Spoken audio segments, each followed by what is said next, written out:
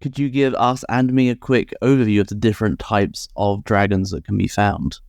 There are all sorts, and it will depend on where you are in the world, even where you are in your area, because there are some dragons that are very specific to counties or even places.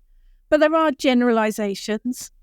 I would guess the one that most people think of is the Heraldic or the Drake. That's the one that you see on the Welsh flag or with George and the Dragon.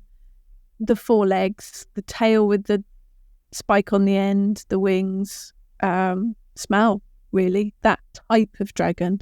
And most of the ones in the Harry Potter films, all that Heraldic or Drake. If you see the name Drake anywhere, that is an old way of saying dragon as well. There are worms, and that's worms with a Y, and they're generally the legless ones, snake-type ones, and they usually spit venom, which is lovely.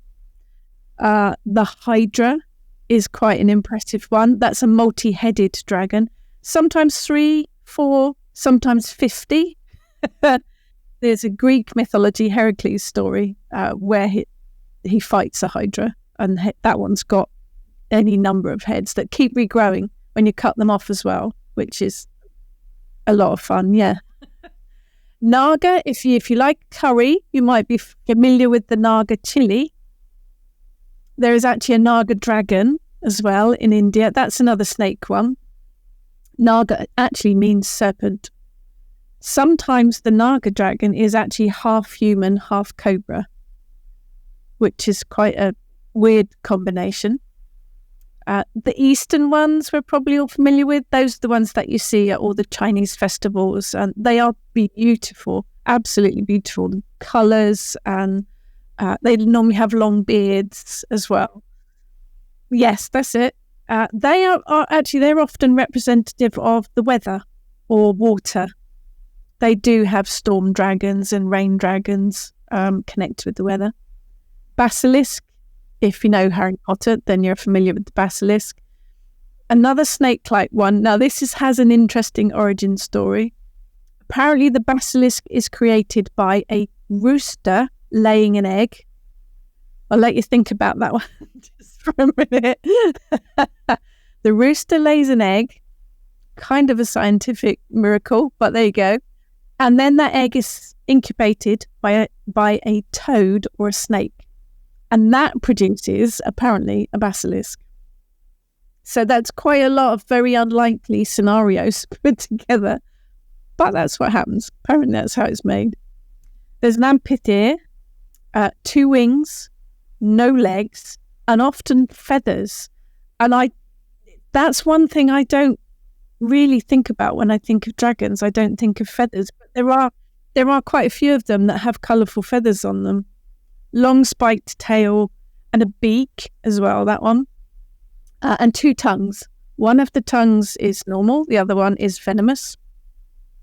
Another Chinese one is the lung dragon. So that's a long, scaly, serpentine one. But that one has legs as well. So long serpentine body, but little tiny legs. Now, those, I think we're back to the clouds, the rain, the rivers, the weather type of dragon again. A lot of the Western dragons are the ones that actually breathe fire, that we are familiar with the wings, the claws, and they tend to be the ones that are associated with death, destruction, evil. I mean, there are so many different types, right down to one of my favourites, which is the Nucker dragon. That's with a English dragon, only found in the county of Sussex. Yeah, it's very specific. It actually translates to mean water monster, and it literally lives at the bottom of a hole filled with water. Long serpent one, small wings, leathery skin, and enormous fangs, apparently. Particularly fond of shiny objects, specifically glass, like shiny glass, but it lives in a Nucker hole, which is the deep pool of water. But very specific to Sussex. So if anybody's interested in the local area, do a bit of research, and it's so easy with Google. Not in my day when we had to go to the library. Google and you will find, I am sure, local myths and stories about specific dragons to your area. That's so. I never knew there was a Sussex dragon. I'm gonna have to go find out about him. Yeah, definitely. I wonder if there's a Surrey dragon. Haven't found one yet, but but there are quite specific ones, and you will at least you will find a location, a mountain, or a place name that's linked to dragon. I'm sure. Yeah, amazing. I never thought of the basilisk as a dragon, but that makes a lot of sense as well.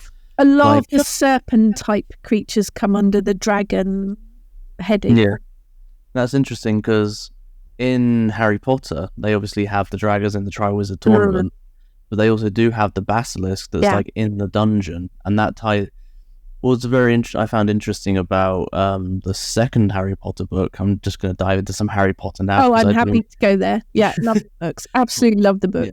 What's really interesting about that story is there's actually quite a strong mythological tale intertwined into the magic story there, where Harry has to literally go into the dungeon, into the deepest depths, to fight the basilisk, which we now think of as the dragon. And the Phoenix emerges, takes the sword, Phoenix dies, he slays the dragon, Phoenix is reborn, and he emerges from the deepest pit as the hero, which is a very... I've heard that story somewhere before. But she was right with the basilisk, though, because the legend of the basilisk is that it can kill you by staring at you. Yeah, and throughout that film and book, everyone catches a glimpse of it and they're petrified, so they don't quite look it directly in the eye. That's from legend, totally from legend. So that's really interesting then. That's an incredibly popular book as, well, she's like the richest person in England, superseding the monarchy. And but everyone there has actually read a very traditional mythological tale about dragons, essentially, which is just really interesting. Yeah, absolutely.